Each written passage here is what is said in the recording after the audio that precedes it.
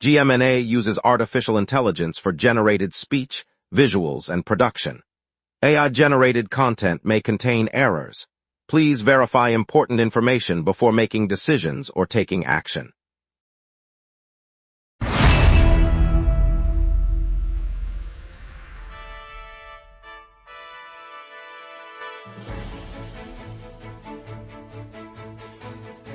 Live from the GMNA News Center, this is the Lunch Break News Hour.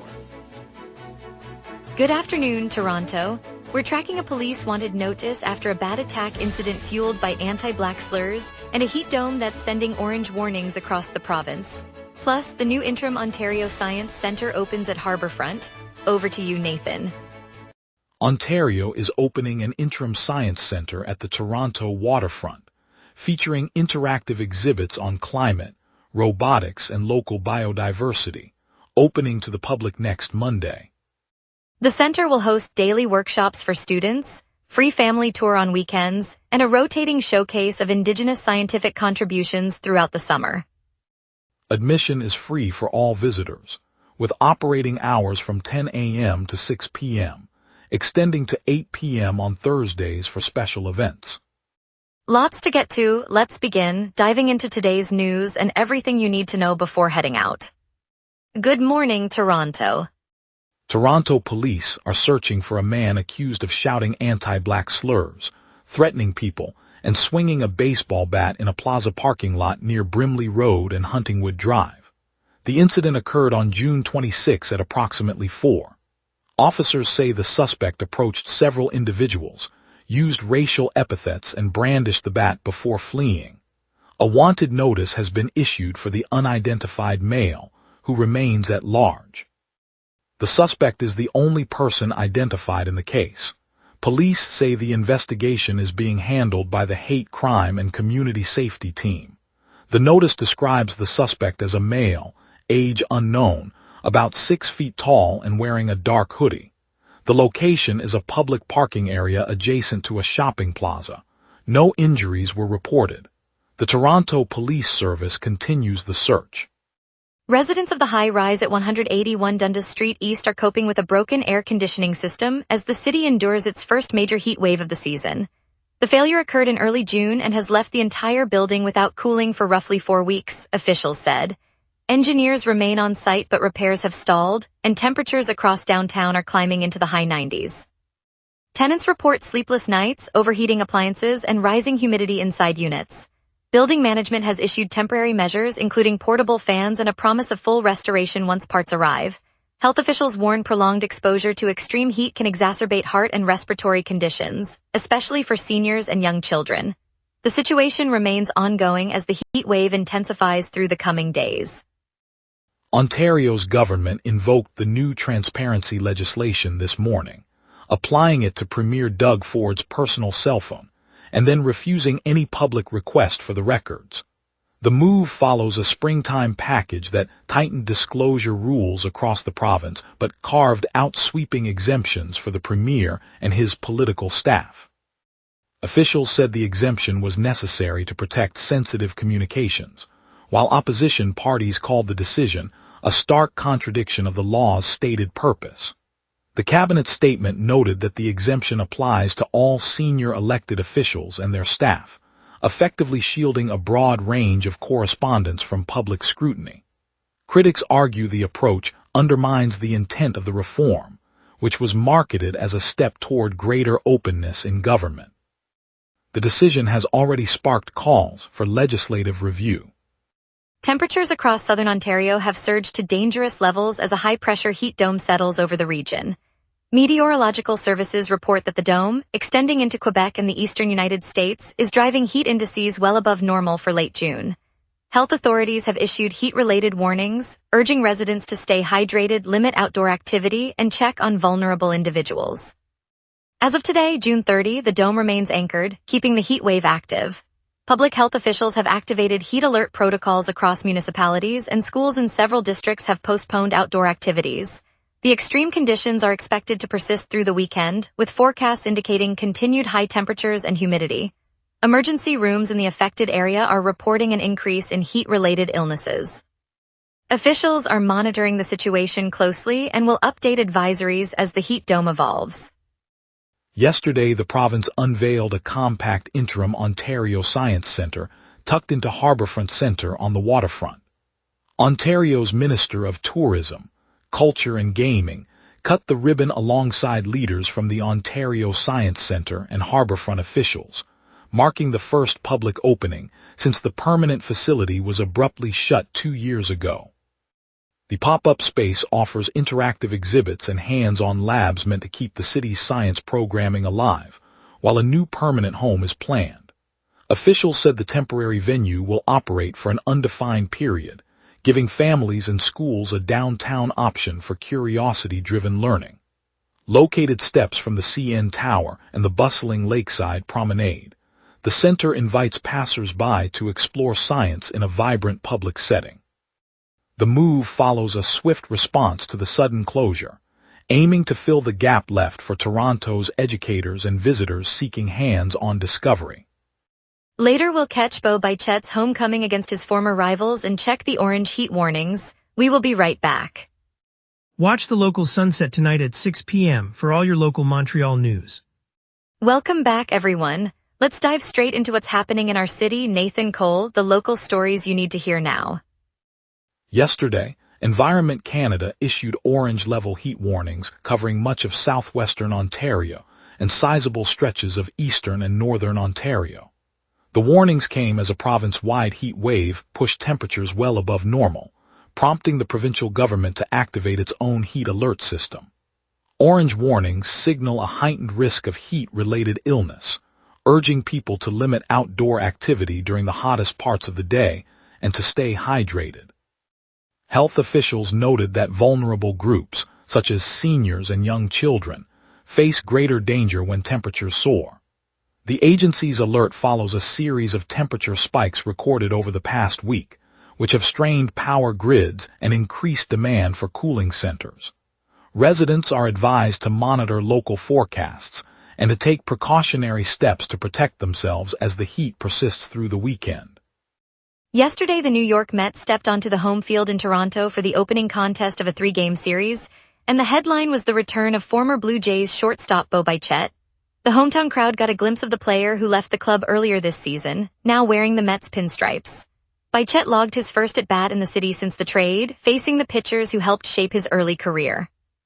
Fans in the stands cheered each swing, and the atmosphere felt like a reunion more than a rivalry. The Mets edged the Blue Jays by a narrow margin, with Bichette contributing a solid defensive play at shortstop. Toronto residents left the stadium buzzing about the familiar face back on the field, a reminder of last season's excitement now seen through a new team's lens. Yesterday, the Toronto Maple Leafs secured a 2-year extension for defenseman Troy Stecher, keeping the veteran blue liner in the lineup through the 2028 season. The deal, announced at the team's downtown office, signals the club's intent to maintain a stable defensive core as the roster heads into a new campaign. Stecher, who joined the Leafs last season, contributed solid minutes on the penalty kill and added a physical presence that resonated with fans at Scotiabank Arena. For Torontonians juggling work and weekend hockey plans, the extension means another familiar face to watch when the team takes the ice, and a continued piece of the roster that many have come to rely on during tight games. The organization said the contract reflects confidence in Stecher's role as a dependable defensive option moving forward. Yesterday, former Bank of Canada Governor Mark Carney walked alongside thousands of participants in the downtown Toronto Pride Parade. The march, part of the city's annual LGBTQ+ celebration, stretched along the core streets, drawing tens of thousands of onlookers and participants. Carney, known for his financial leadership, joined the crowd near Queen Street, sharing the moment with families, local businesses, and community groups. Organizers said the turnout matched the event's growing popularity despite recent funding challenges that have pressured the parade's budget. The presence of a high-profile figure added a visible boost to the day's energy, as residents cheered and vendors sold food and memorabilia along the route. Many commuters noted the parade caused short delays on their routes, yet appreciated the vibrant display of inclusion. Police reported the event proceeded without incident, and cleanup crews are scheduled to clear the streets later this evening. At the downtown training pitch, where international squads are sharpening their skills for the upcoming FIFA World Cup. A four-legged security detail has taken up the watch. Ben, a border collie, now makes rounds each morning and afternoon, chasing away the gaggle of geese that have been grazing on the grass. Officials notice the birds leaving feathered footprints and droppings that could damage the immaculate surface just as teams arrive for practice. By sending Ben to patrol, they hope to keep the field pristine without resorting to noisy machinery or chemicals that might disturb nearby residents. For Torontonians who jog or walk by the venue, the sight of a focused dog weaving through the turf offers a reassuring reminder that the city is taking practical steps to protect the world-class venue. Now let's get a look at your afternoon forecast with our meteorologist, Alex. A deepening low drifts east as a vigorous northwest jet injects moisture, setting the stage for a warm, unsettled afternoon. On this date, the city's all-time heat mark sits at 33.6 degrees, set during the 2012 June surge that pushed the entire corridor into a sweltering heat wave. The cold extreme is 10.7 degrees, recorded in 2010 when an Arctic dip slipped far south, blanketing the region in frost despite midsummer sunshine. Normal June highs hover around 27 degrees, with lows near 16, so today's 22-degree reading sits comfortably between those historic benchmarks, far below the record heat but well above the record chill. The live radar shows a blank canvas across southern Ontario, no echoes from the west or the lake. With high pressure aloft still holding a cap, the northwest jet streams are slicing through dry air, suppressing lift. That stability means the city will remain precipitation-free through the afternoon, and the quiet will persist until the evening when the trailing edge of the system drifts out. With the sky clear, let's move to today's outlook. At noon, the city sits at 22 degrees with clouds covering roughly 72%, humidity near 89%, and a light southerly breeze. A falling pressure field signals an unsettled air mass pushing eastward, while the northwest jet at roughly 61 kilometers per hour streams aloft, injecting mild lift and keeping the lower atmosphere from stabilizing fully. Temperatures will climb steadily, reaching 26 degrees by mid-afternoon and peaking near 27 as the sun climbs higher. The UV index sits at 8, reflecting the clear sky and strong solar angle. Winds will nudge up to 23 kilometers per hour from the southeast later in the day. A citywide heat warning remains in effect, so stay aware of the elevated temperatures. With the afternoon shaping up, let's glance at the 5-day outlook. Looking ahead, Wednesday brings a clear sky and a high near 31 degrees with lows around 20, a classic early summer stretch. Thursday pushes the mercury to 34, the warmest day of the period, while night temperatures linger near 25, keeping humidity low. Friday's ridge begins to weaken. Clouds return, a high of 33 follows a low around 23, and a modest 25% chance of rain creeps in by evening. Saturday cools further with a high of 27, drizzle possible, and a 35% rain probability, while overnight lows sit near 22. Sunday finishes the week with a high of 24, a low of 21, and lingering fog that could reduce visibility in the morning. Expect the pattern to shift toward cooler, more unsettled conditions as the weekend progresses. And that's your weather. Remember, the lunch break is also available as a podcast. Listen anytime on Apple Podcasts or wherever you get your podcasts. Coming up, we break down traffic snarls, preview the Maple Leafs' free agency moves, and hear about Signal One AI's partnership. We will be right back. Watch the local sunset tonight at 6 p.m. for all your local Montreal news. All major routes are moving freely this morning. The Gardiner eastbound shows clear lanes, as does the Don Valley Parkway southbound. Highway 401 eastbound through the East End reports no slowdowns, and the Queen Elizabeth Way northbound remains open. Lake Shore Boulevard and Spadina Avenue are also free of congestion. With no accidents or construction, commuters can expect a smooth ride to their midday destinations. Looking ahead, the afternoon typically brings heavier traffic on the Gardiner westbound and the 401 westbound near the Highway 42 interchange. The Don Valley Parkway northbound often builds up after the school zones close, and the Lakeshore corridor can see slow downs near the waterfront restaurants. Drivers should allow a few extra minutes if traveling through those hot spots after lunch. Otherwise, the network remains clear for now. Traffic cameras along the 427 corridor confirm steady speeds, and the upcoming roadwork on the southbound ramp is slated to start tomorrow, not affecting today's flow. The Toronto calendar is quiet today. Check back tomorrow for what's coming up. And now here's Marcus with sports. Here's the latest on Toronto's teams, from hoops to hockey and baseball. Sportsnet reports the Raptors and Clippers have reached an agreement on player pieces for a possible Kawhi Leonard deal, opening a door for the former Raptor to return to Toronto. Negotiations remain ongoing, and no final terms have been confirmed yet. According to Sportsnet, the Maple Leafs are positioning themselves for a more aggressive free agent approach this offseason, aiming to make bigger swings in the market. One name circulating is Patrick Kane, who remains with Detroit but could be a fit for Toronto if a deal materializes. Sportsnet's recap notes the Blue Jays halted a 6-game skid with a 2-1 victory over the New York Mets, crediting tighter defensive play. The win featured a nostalgic Little League home run by George Springer, underscoring the adjustments that helped Toronto snap the losing streak. Signal One AI in downtown Toronto is a health tech startup that builds artificial intelligence tools to predict patient risk and speed discharges. This month, the founders Tomi Pautinen and Mara Letterman announced a partnership with Mount Sinai Health System to roll out their AI management platform across the entire network.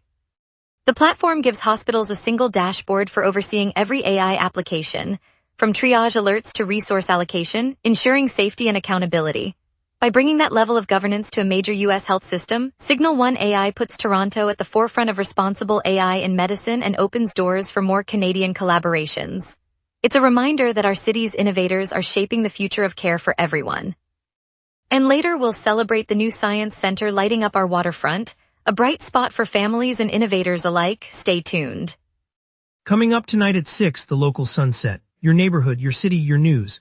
From City Hall decisions to the stories happening right on your street, we cover what matters most to Montrealers. Join us tonight at 6 p.m. on GMna for the local sunset, Montreal's evening newscast. Thousands are flooding Yonge Street and Dundas Square as Toronto's Pride Parade celebrates LGBTQ+ rights, turning downtown into a vibrant showcase of community and activism. Police and organizers say the event remains peaceful, though traffic snarls and packed sidewalks are testing commuters. Carl Dumont is there. Carl Dumont. Thanks, Jordan Parker. I'm standing on Yonge Street as the rainbow-colored crowd swells past the towering glass of the Eaton Center, music pulsing from floats that roll down the boulevard.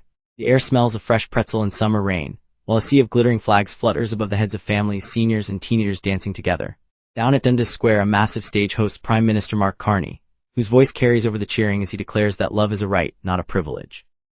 The crowd erupts, waving banners that read "Love Wins" and "Pride for All," and strangers hug, sharing tears and laughter in equal measure. Kids clutch rainbow-painted balloons, their faces lit by the neon glow of streetlights, while street vendors hand out rainbow cupcakes that melt in the afternoon. This parade turns downtown Toronto into living proof that inclusion can be loud, bright, and unapologetically joyous. It's a moment where every step on the pavement feels like a pledge to keep fighting for equality. Carl Dumont, virtually at Toronto streets. On a brisk Saturday morning on Queen Street West, the line outside the historic St. Lawrence Market coffee shop stretched around the block, a mix of jersey-clad Torontonians and curious tourists clutching their phones. After Canada's surprising loss to Switzerland, ticket prices for the upcoming World Cup match at BMO Field surged, while across the country in Vancouver they slipped. Inside the cafe, barista Maya handed out complimentary espresso shots to a group of friends who just learned their seats had jumped $10. She whispered, "Let's make this a coffee and cheese curd night instead of a pricey sit-down." The crowd responded, swapping tickets, sharing rides, and posting a spontaneous hashtag that trended for hours, turning a market price spike into a community fundraiser for local youth soccer programs. By noon, the original strangers were cheering together, their laughter echoing down the street as the city's skyline framed the hopeful hum of the stadium. And as the afternoon sun painted the pavement gold, even the traffic lights seemed to pause in applause. It's moments like these that remind us why we love the game together. On a crisp Tuesday afternoon at the corner of Broadview and Danforth, commuters paused under the shelter of the streetcar stop, coffee in hand, as a sudden scuffle broke the routine. A passerby, a retired schoolteacher named Marcia, saw a young man stumble after an altercation and immediately stepped forward, offering a steady hand and a warm blanket from her tote. Within moments, a small crowd gathered. Umbrellas turned into makeshift shields, and a local bakery owner, who had just delivered fresh pastries to the stop, handed out a half-dozen croissants to the shaken witnesses. The quick kindness turned a frightening moment into a reminder that strangers here often act like neighbors. Police arrived, and thanks to the detailed descriptions shared by those present, the suspect was identified and taken into custody later that evening. The community's swift response not only helped the victim recover composure, but also sparked a new neighborhood watch initiative that meets each month at the same corner. Toronto's neighborhoods keep looking out for each other, and that makes a difference. I'm Jordan Parker. Thank you, Toronto, for joining us on the lunch break. Tonight's heat dome reminded us all to stay cool and hydrated as temperatures soar. We appreciate you tuning in, and we'll be back tomorrow with more stories that matter to our city.